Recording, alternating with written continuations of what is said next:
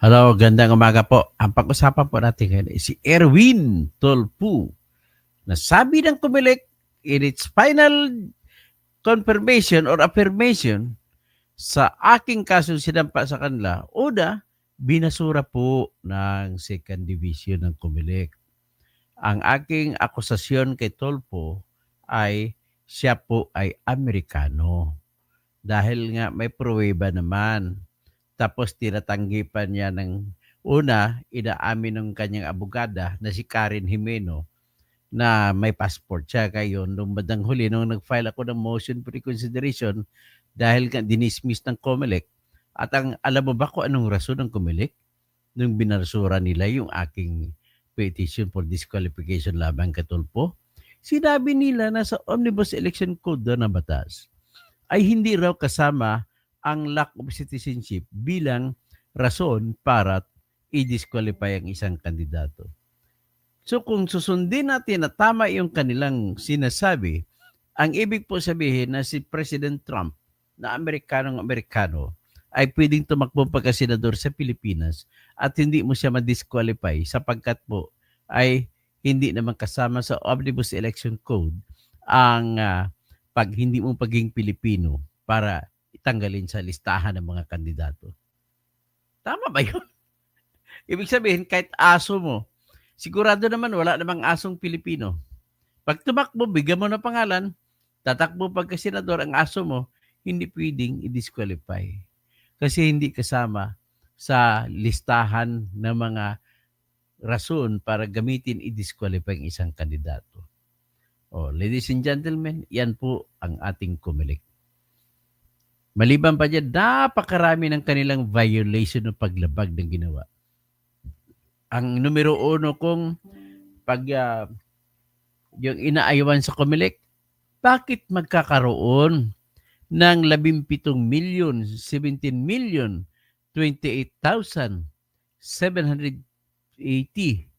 na mga Pilipino ang tanga sa pagboboto? Bakit ko nasasabi na tanga? Yung 17,028,700, hindi ko magkamali, 780 ay overvotes. Ibig sabihin, overvotes, mga katoto ay hindi marunong bumoto. Ang binoto sobra sa 12. Ladies and gentlemen, paano na ngayon ang mangyari? So, ibig sabihin, sa 69 million na registered voters natin, 17 million doon ay tanga na bumoto na sobra sa 12. Di ba? Ganun po ang mangyari. So, kaya nga nakakahirap. Ito na naman kapalpakan nilang isa. Yung kapalpakan naman nila na isa ay yung hindi nila pwedeng i-disqualify si Erwin Tulfo sapagkat hindi naman kasama daw sa rason na i-disqualify mo yung kandidato ng dahil lamang sa hindi siya Pilipino. Aba, saan ba ito nanggaling? Dapat ito i-impeach ng mga opisyal na ito. Saan ba sila kumuha ng rason ng ganun? So, ngayon, anyway, ganun po ang kanilang ginawang rason. Sa second division ng COMELEC ay binasura nilang aking petition sa pagsasabi ko na umamin na rin si Tulfo na siya may passport na Amerikano. Binasura. Inamin na nga eh. Hindi ko maintindihan ito si Erwin Tulfo. George Erwin Garcia. So, ngayon, bakit hindi isama? Kasi sabi nila, ang nakasulat sa batas ay nakalagay doon na nakalagay doon na sa Section 12, ang basihan po pwedeng gamitin para i-disqualify mo isang tao ay kailangan hindi kasama raw ang citizenship na issue. Ang nakalagay sa Section 12 po ay kung ikaw ay merong nasintensyan ka. Kung nasintensyan ka, ay ibig sabihin ay may moral turpitude ka o di kaya nasintensyan ka sa ah, insurrection, rebellion, sedition. Yun ang sinasabi nila. So ngayon, pagka ganun ang sinasabi nila, ay ang ibig lang sabihin doon ay parang sa Section 12, kasama dyan, no? Tingnan natin Section 68. Hindi rin daw kasama sa Section 68 kasi pag binasa mo ang Section 68, nakalagay po roon ang pagbabasura sa kandidatura ng isang tao ay nakalagay lamang na kung nagkubit ka ng vote buying, election offenses. At ang pinakahuli, kung ikaw ay permanent resident ng isang ibang bansa, hindi ka pwede. Akalain mo ba, parang permanent resident na rin yan, yung US citizenship? Anak ng tits. So ngayon, binasura nila. Ngayon nag-file po ako ng motion for reconsideration. At tinanggap naman nila ang aking motion at dinesisyonan na. Ito na ngayon. Ang argumento ko sa motion for reconsideration po, number 1, nakasaad po, kung hindi man nakasaad sa Section 12 at Section 68 ng Omnibus Election Code ang citizenship, pero nakasaad naman sa Section 64 ng Election Code na nagsasabi na walang sinuman ang mahalal na hindi Pilipino. Akalain mo, Omnibus Election Code na yan? Di, sinabi ko yan. Anong sagot sa akin ng Comelec? Ay, hindi mo pwede i-argumento yung mga bagay na hindi mo na-argumento sa petisyon. Kasi apila ka na ngayon, hindi na pwede yan. Akalain mo ganun. Ang ibig sabihin ng Comelec, ibig na sabihin, hindi nila gagamitin kung ano man ang batas na nakasulat, basta hindi mo isusulat sa petition mo. Eh di ba obligado kayo sundin ang batas? Ignorance of the law excuses no one, even the Comelec. Paano yan? Ay, alam mo yung nangyari kay Tulfo, mas matindi pa kaysa nangyari kay Sara Duterte.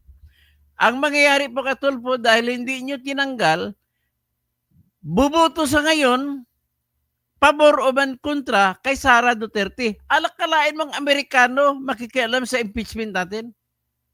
Ganun po ang indikasyon yan. So ngayon, may isa pa kong sinabi. Sa Section 1 ng Resolution, Comelec Resolution 11046, ay nagsasabi na pwede kong gagamitin ang anumang dahilan na nakasaad sa batas natin at sa konstitusyon na magiging disqualification ng isang kandidato. Pag binasa mo ang Section 6 o Section 3 ng Article 6 ng ating Constitution, nagsasabi na walang sinuman ang maaring maihalal bilang senador kung hindi siya ay Pilipino. Kalahin mo, Constitution nagsasabi. Tapos sabihin lang, hindi daw kasama. Nagsasabi po, ulitin ko lang, ang Section 1 ng Comelec Resolution 11046 na kanilang ginagamit sa kaso na sinampa ko, na kahit anong dahilan ay pwede kong gamitin basta nandiyan sa batas at saka sa konstitusyon. Kita mo, sinabi ko na nga, nandiyan na sa Section 64 ng batas ng Omnibus Election Code na walang sinuman ang hindi Pilipino na maaring maihalal bilang senador.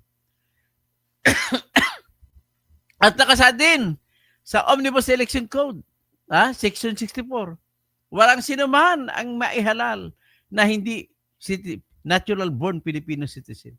So, Section 6 ng Constitution, Section 3, kasi Section 6 sa congressman Section 3 sa senador. Tapos, Section 64 sa Omnibus Election Code, ano ba naman nangyari sa inyo, Comelec? You have gone too far in making it appear that you are too bookish. Wala sa libro kasi yan, kaya hindi namin, anak, paano gagawin natin ito? Pastor Rabi, anong gagawin natin ito? Hindi Uyaw, anong gagawin natin? Oy, tinitira ko na nga si Erwin Tulfo Anak, Erwin! Makinig ka! Mag-resign ka! Wag kang umupo pagka senador. Amerikano po kayo. Kakahiya ka. Kahit may akusasyon siya si Ning Santos na nangungulikta ka, nang-extort ka ng 600,000 naman sa customs. Binabaliwala ba lang yan? Kunwari, hindi totoo.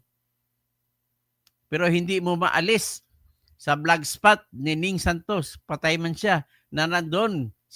Ang daming sinulat niya. Nagbabanggit pa siya kung sino mga tao ang pinagkukunan niya ng informasyon na ikaw, si Kuya Mumon, Tolpo, si Rapi, ay nangungulikta ng 600,000 kada buwan sa customs. Amerikano pa yan, Tapos itong usapin, inamin mo na, inisyuhan ka na ng US passport sa pangalan nga lang ni Eric Sylvester Tulfo.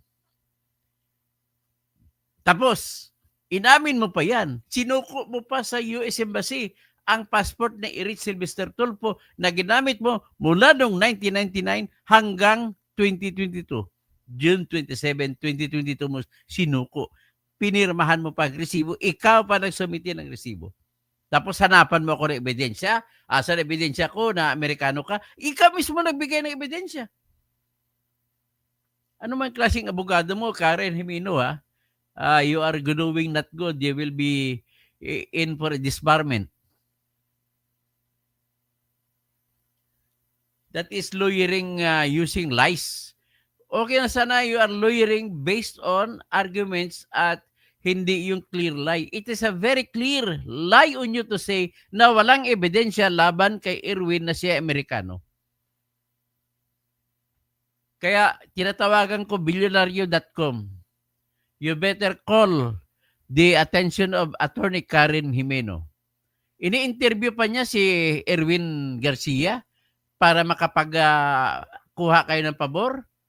Ikaw ba nag-negotiate niya kay Erwin Garcia para si Erwin Tulfo na client mo ay mananalo laban sa akin?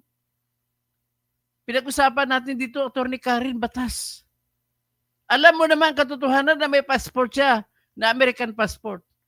At alam mo naman sa katotohanan na naging sundalo siya sa Amerika mula 1988 at lumaban pa sa Iraq War.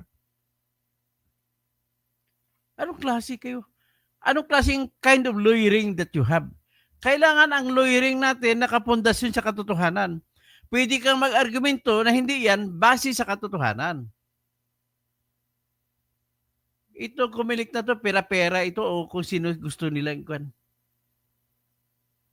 Tapos, si Erwin Garcia pa, sabi niya, yung 17,028,780, kung hindi ko kamali, na overvotes, ay sinasabi niya, hindi daw 17 million.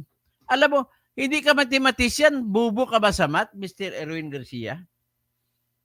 O ito, pakita ko lang yung kapalpakan mo. Ang sabi mo, hindi daw 17 million, kundi i-divide mo daw yun sa 12. Tika mo na, Erwin Garcia, ano bang overvotes? 12 votes o 13 o more than 12 votes? Kasi kung 12 votes, pwede mo i-divide sa 12. Kaya lang overvote kang tawag Pag overvote, sobra sa 12. Hindi mo pwede i-divide sa 12 lang. Ginagago mo ang math school yan ang overvotes. Nakita ninyo? Overvotes, ibig sabihin, mahigit 17 million na katao ang bumoto na sobra sa 12 ang boto. Hindi binilang. 17 million na Pilipino ang hindi binilang ang boto. Tapos sabihin mo, 1 million lang kayo, divide by 12. Ayokong tawagin kitang bobo, Mr. Erwin Tulfo, kasi abogado ka naman, di ka naman engineer, di ka naman mathematician. Pero basic math lang yan. Hindi naman yan kailangan magiging high school graduate ka para maintindihan mo. You cannot divide 17,028,780 by 12 in order for you to determine the number of persons who committed the act of overvoting. Ang overvotes na ito po ay hindi pwede divide. Bakit? Chinik ko pa yan by provinces ay maraming hindi mo pwede i-divide na magiging whole number ang answer. Ilahat sila po ay decimal point ang sagot. Kaya wala pong tao na 0.5. Walang tao na 0.333. Walang tao na isang tao na 0.6667. Kaloko. Engineer ako po. Lisensyado po akong engineer, Mr. Erwin Garcia. Do not fool the Filipinos. Lokohin mo lang ako, huwag ang Pilipino lokohin mo. Pero mo, nakadalawang panluloko na kayo sa akin. Sa ganito lang, hindi ko na binibilang yung ibang panluloko. Yung panluloko niyo kay Erwin Tulfo. Hindi niya ang katwiran na ang layo ng katwiran dahil po hindi nakasulat sa batas ng Omnibus Election Code na ang pagiging Amerikano ay hindi ay kasama sa pagiging disqualification ay hindi nila aksyonan. Anong klaseng mga argumento kayo meron? Ha? Erwin Garcia! Tandaan mo yan, pag expiring term mo, katakot-takot na disbarbin kayo sa ila papatong ko laban sa'yo. Okay? Dapat ganun po ang kung kayo mga Pilipinong totoo, dapat ang puso ninyo, sakripisyo, kahit mamatay kayo, sinasabi sa ating lupang hinirang na kanta, ay ang mamatay ng dahil sa'yo. Hindi naman sinasabi, ang mabubuhay o ang kumita ng dahil sa'yo. Klase to si Erwin Garcia. Kayo na, wala kang pinag-iba kay Noli Rapal Pipo na taga-Abra. Ha? Ano ba yung mga taga-Abra? Puro ba mga kurakot yan? O, nagpatayan na kayo dyan. Maraming patayan dyan sa Abra. Pinakamatapang na mga politiko yan dyan sa Abra.